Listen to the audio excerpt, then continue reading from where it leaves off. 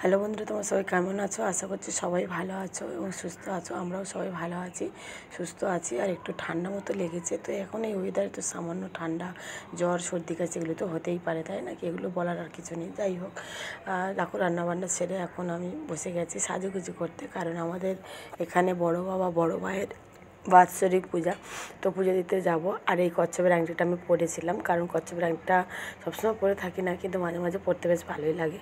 আর এখন দেখো nail polish পায়ে পড়ছি, তারপর হাতেও পরবো। তো যাই হোক, সাজুগুজু করার পরে স্নানে যাব, কারণ আজকে বললাম একটু ব্যস্ত থাকবো, পুজো দিতে যাব বলে কথা। আর সকাল থেকে কিছুই খাইনি, পুজো আসতে দিয়ে এসে তবেই কিন্তু কিছু মুখে দেবো।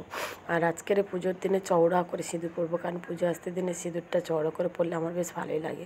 আর তোমরা ভাবতে পারো যে উপরের দিকে আমি কেন প্রণাম করলাম, তো দেখো এখানে আমার বাবা ভোলা বাবা, মা দুর্গার, কার্তিক গণেশের সঙ্গে ছবি আছে। তো যাই হোক, তারপর আমি চলে আসলাম ফল কাটতে মন্দিরে, আর কি আমাদের মন্দিরে। আর সত্যি কথা বলতে কি, বড় বাবার প্রসাদ বিতরণের সময় সে ভিডিওটা তোমাদের সাথে শেয়ার করতে পারিনি, তার জন্য সরি।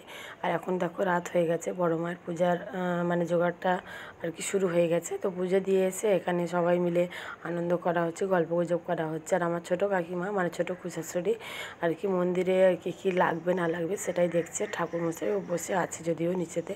আর এখানে দেখো সব জোগাড়যন্ত্র প্রায় হয়ে এসেছে, আর আমরাও পূজা দিয়ে এখানে বসে আছি, সব জায়েরা মিলে গল্প করছি। তো তোমাদের কেমন লাগলো কিন্তু অবশ্যই জানিও।